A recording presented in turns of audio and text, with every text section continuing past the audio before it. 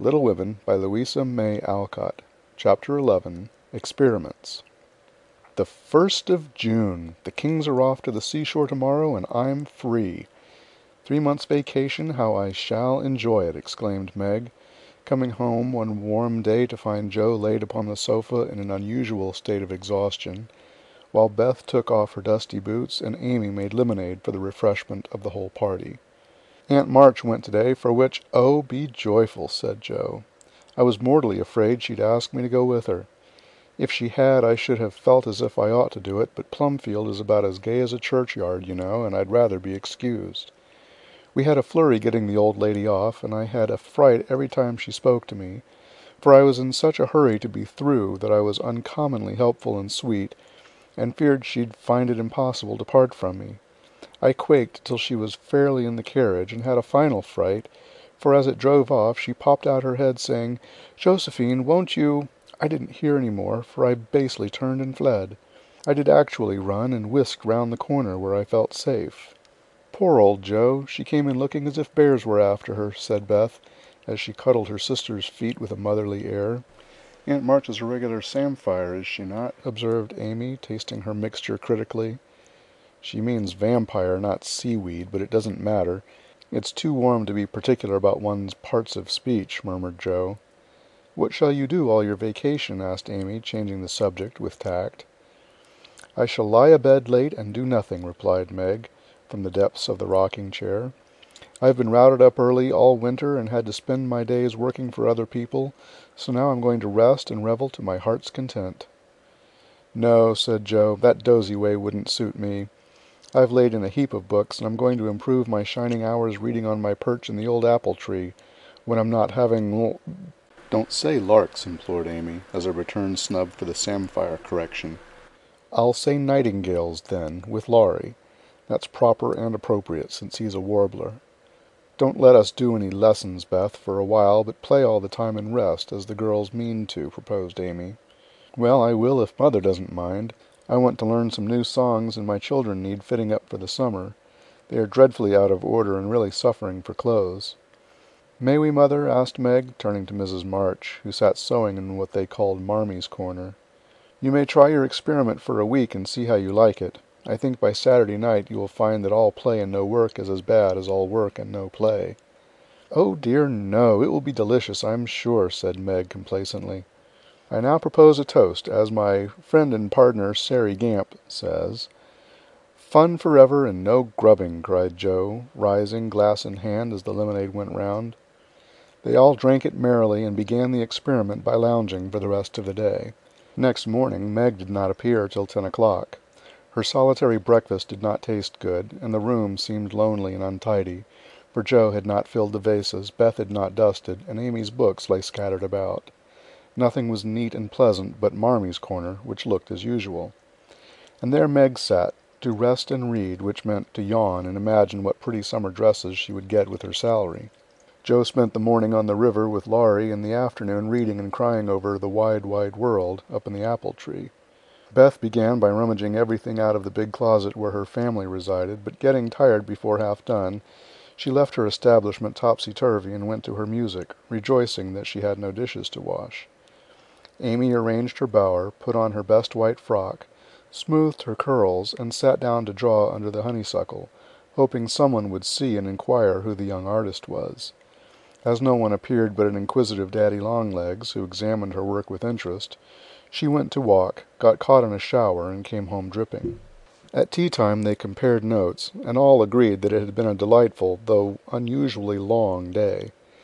Meg, who went shopping in the afternoon and got a sweet blue muslin, had discovered, after she had cut the breadths off, that it wouldn't wash, which mishap made her slightly cross. Joe had burned the skin off her nose boating, and got a raging headache by reading too long. Beth was worried by the confusion of her closet and the difficulty of learning 3 or 4 songs at once, and Amy deeply regretted the damage done her frock, for Katy Brown's party was to be the next day, and now, like Flora McFlimsy, she had nothing to wear. But these were mere trifles, and they assured their mother that the experiment was working finely. She smiled, said nothing, and with Hannah's help did their neglected work, keeping home pleasant and the domestic machinery running smoothly. It was astonishing what a peculiar and uncomfortable state of things was produced by the resting and reveling process. The days kept getting longer and longer, the weather was unusually variable, and so were tempers. An unsettled feeling possessed everyone, and Satan found plenty of mischief for the idle hands to do. As the height of luxury, Meg put out some of her sewing, and then found time hang so heavily that she fell to snipping and spoiling her clothes in attempts to furbish them up a la Moffat. Jo read till her eyes gave out, and she was sick of books, got so fidgety that even good-natured Laurie had a quarrel with her, and so reduced in spirits that she desperately wished she had gone with Aunt March. Beth got on pretty well, for she was constantly forgetting that it was to be all play and no work, and fell back into her old ways now and then. But something in the air affected her, and more than once her tranquillity was much disturbed. So much so that on one occasion she actually shook poor dear Joanna and told her she was a fright. Amy fared worst of all, for her resources were small, and when her sisters left her to amuse herself, she soon found that accomplished and important little self a great burden. She didn't like dolls, fairy tales were childish, and one couldn't draw all the time. Tea parties didn't amount to much, neither did picnics, unless very well conducted. If one could have a fine house full of nice girls or go traveling, the summer would be delightful, but to stay at home with 3 selfish sisters and a grown-up boy was enough to try the patience of a Boaz, complained Miss Malaprop, after several days devoted to pleasure, fretting, and ennui. No one would own that they were tired of the experiment, but by Friday night each acknowledged to herself that she was glad the week was nearly done. Hoping to impress the lesson more deeply, Mrs. March, who had a good deal of humor, resolved to finish off the trial in an appropriate manner, so she gave Hannah a holiday and let the girls enjoy the full effect of the play system. When they got up on Saturday morning there was no fire in the kitchen, no breakfast in the dining room, and no mother anywhere to be seen.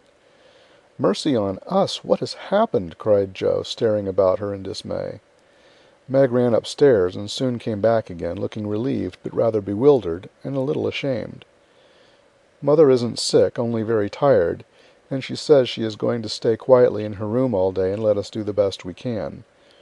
It is a very queer thing for her to do, she doesn't act a bit like herself. But she says it has been a hard week for her, so we mustn't grumble but take care of ourselves." "That's easy enough, and I like the idea. I'm aching for something to do, that is, some new amusement, you know," added Jo quickly. In fact, it was an immense relief to them all to have a little work, and they took hold with a will, but soon realized the truth of Hannah's saying, "Housekeeping ain't no joke." There was plenty of food in the larder, and while Beth and Amy set the table, Meg and Jo got breakfast, wondering as they did why servants ever talked about hard work. "I shall take some up to Mother, though she said we were not to think of her, for she'd take care of herself," said Meg, who presided and felt quite matronly behind the teapot. So a tray was fitted out before anyone began, and taken up with the cook's compliments. The boiled tea was very bitter, the omelette scorched, and the biscuits speckled with saleratus, but Mrs. March received her repast with thanks, and laughed heartily over it after Jo was gone. "Poor little souls, they will have a hard time, I'm afraid, but they won't suffer, and it will do them good," she said, producing the more palatable viands with which she had provided herself, and disposing of the bad breakfast, so that their feelings might not be hurt, a motherly little deception for which they were grateful. Many were the complaints below, and great the chagrin of the head cook at her failures. "Never mind, I'll get the dinner and be servant. You be mistress, keep your hands nice, see company, and give orders," said Jo, who knew still less than Meg about culinary affairs. This obliging offer was gladly accepted, and Margaret retired to the parlor, which she hastily put in order by whisking the litter under the sofa and shutting the blinds to save the trouble of dusting. Jo, with perfect faith in her own powers and a friendly desire to make up the quarrel, immediately put a note in the office, inviting Laurie to dinner. "You'd better see what you have got before you think of having company," said Meg, when informed of the hospitable but rash act. "Oh, there's corned beef and plenty of potatoes, and I shall get some asparagus and a lobster, for a relish, as Hannah says. We'll have lettuce and make a salad. I don't know how, but the book tells. I'll have blancmange and strawberries for dessert, and coffee, too, if you want to be elegant. Don't try too many messes, Jo, for you can't make anything but gingerbread and molasses candy fit to eat. I wash my hands of the dinner party, and since you have asked Laurie on your own responsibility, you may just take care of him. I don't want you to do anything but be civil to him and help to the pudding. "You'll give me your advice if I get in a muddle, won't you?" asked Joe, rather hurt. "Yes, but I don't know much, except about bread and a few trifles. You had better ask Mother's leave before you order anything," returned Meg prudently. "Of course I shall. I'm not a fool," and Joe went off in a huff at the doubts expressed of her powers. "Get what you like, and don't disturb me. I'm going out to dinner and can't worry about things at home," said Mrs. March when Joe spoke to her. "I never enjoyed housekeeping, and I'm going to take a vacation today, and read, write, go visiting, and amuse myself." The unusual spectacle of her busy mother rocking comfortably and reading early in the morning made Joe feel as if some unnatural phenomenon had occurred, for an eclipse, an earthquake, or a volcanic eruption would hardly have seemed stranger. "Everything is out of sorts somehow," she said to herself, going downstairs. "There's Beth crying. That's a sure sign that something is wrong in this family. If Amy is bothering, I'll shake her." Feeling very much out of sorts herself, Joe hurried into the parlor to find Beth sobbing over Pip, the canary, who lay dead in the cage with his little claws pathetically extended, as if imploring the food for want of which he had died. "It's all my fault. I forgot him. There isn't a seed or a drop left. Oh, Pip, how could I be so cruel to you?" cried Beth, taking the poor thing in her hands and trying to restore him. Joe peeped into his half-open eye, felt his little heart, and finding him stiff and cold, shook her head, and offered her domino box for a coffin. "Put him in the oven, and maybe he will get warm and revive," said Amy hopefully. "He's been starved, and he shan't be baked now he's dead. I'll make him a shroud, and he shall be buried in the garden, and I'll never have another bird, never, my Pip, for I am too bad to own one," murmured Beth, sitting on the floor with her pet folded in her hands. "The funeral shall be this afternoon, and we will all go. Now don't cry, Bethy. It's a pity, but nothing goes right this week, and Pip has had the worst of the experiment. Make the shroud and lay him in my box, and after the dinner party we'll have a nice little funeral," said Joe, beginning to feel as if she had undertaken a good deal.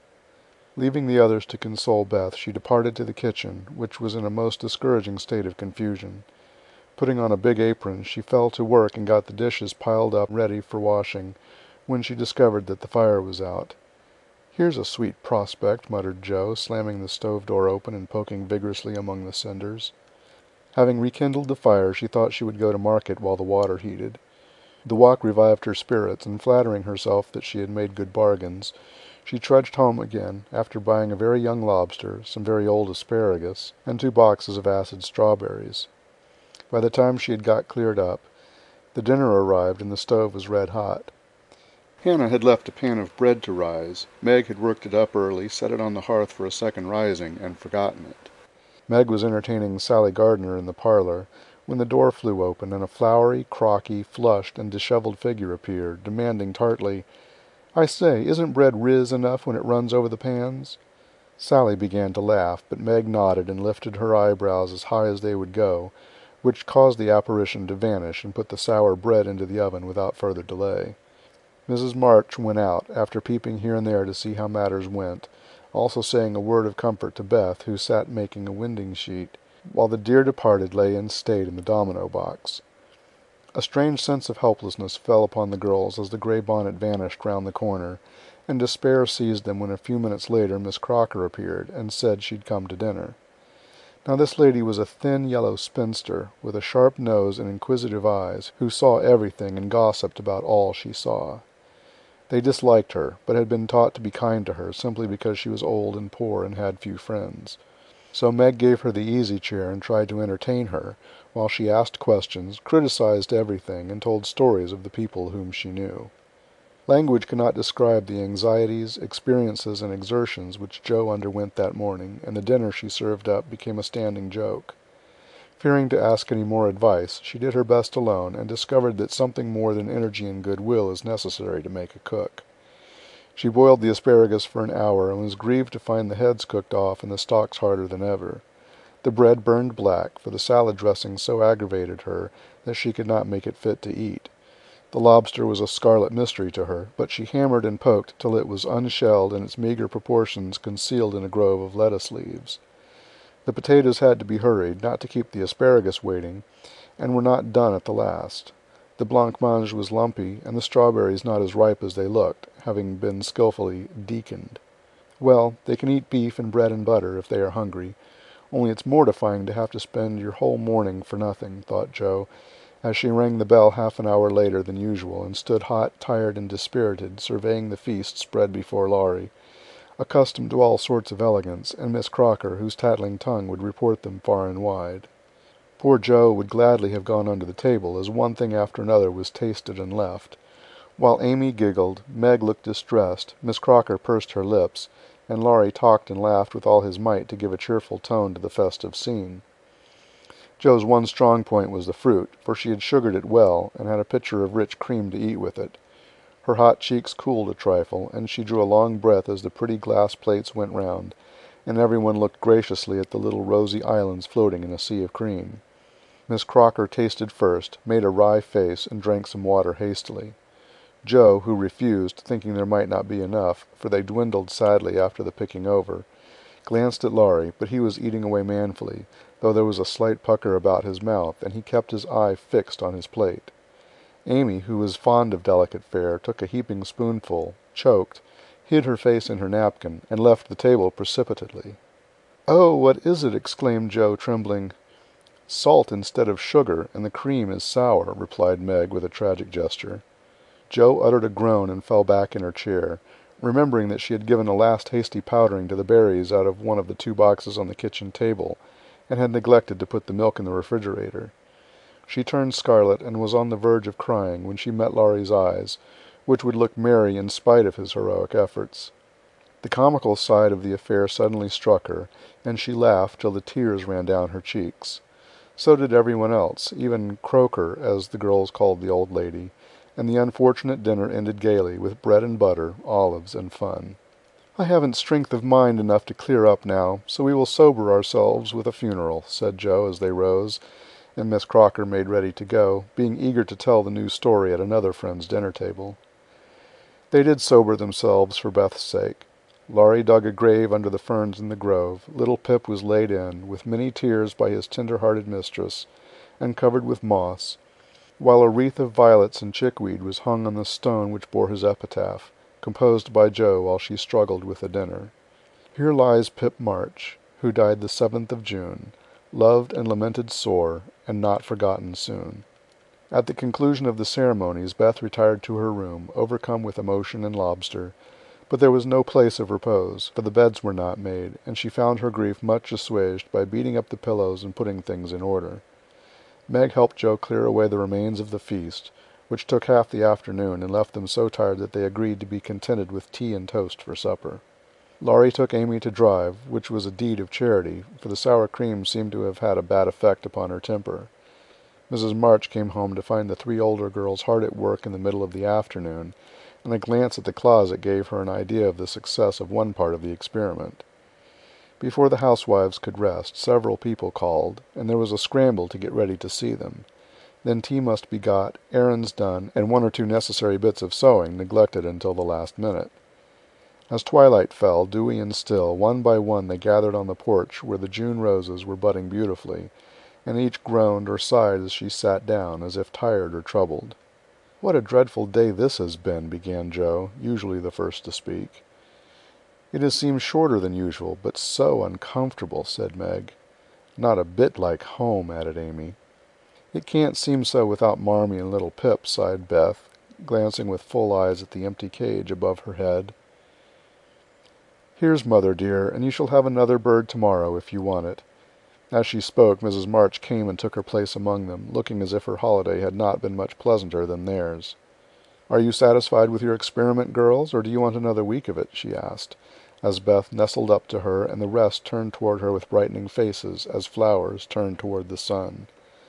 "I don't," cried Jo decidedly. "Nor I," echoed the others. "You think, then, that it is better to have a few duties, and live a little for others, do you?" "Lounging and larking doesn't pay," observed Jo, shaking her head. "I'm tired of it, and mean to go to work at something right off." "Suppose you learn plain cooking. That's a useful accomplishment, which no woman should be without," said Mrs. March, laughing inaudibly at the recollection of Jo's dinner party, for she had met Miss Crocker, and heard her account of it. "Mother, did you go away and let everything be, just to see how we'd get on?" cried Meg, who had had suspicions all day. "Yes, I wanted you to see how the comfort of all depends on each doing her share faithfully." While Hannah and I did your work, you got on pretty well, though I don't think you were very happy or amiable. So I thought, as a little lesson, I would show you what happens when everyone thinks only of herself. Don't you feel that it is pleasanter to help one another, to have daily duties which make leisure sweet when it comes, and to bear and forbear, that home may be comfortable and lovely to us all?" "We do, Mother, we do," cried the girls. "Then let me advise you to take up your little burdens again, for though they seem heavy sometimes, they are good for us, and lighten as we learn to carry them. Work is wholesome, and there is plenty for everyone. It keeps us from ennui and mischief, is good for health and spirits, and gives us a sense of power and independence better than money or fashion. We'll work like bees and love it too, see if we don't," said Joe. "I'll learn plain cooking for my holiday task, and the next dinner party I have shall be a success. I'll make the set of shirts for Father instead of letting you do it, Marmee. I can and I will, though I'm not fond of sewing. That will be better than fussing over my own things, which are plenty nice enough as they are," said Meg. "I'll do my lessons every day, and not spend so much time with my music and dolls. I am a stupid thing, and ought to be studying, not playing," was Beth's resolution, while Amy followed their example by heroically declaring, "I shall learn to make buttonholes, and attend to my parts of speech." "Very good. Then I am quite satisfied with the experiment, and fancy that we shall not have to repeat it. Only don't go to the other extreme, and delve like slaves. Have regular hours for work and play, make each day both useful and pleasant, and prove that you understand the worth of time by employing it well. Then youth will be delightful, old age will bring few regrets, and life become a beautiful success in spite of poverty. We'll remember, Mother." And they did. End of chapter 11.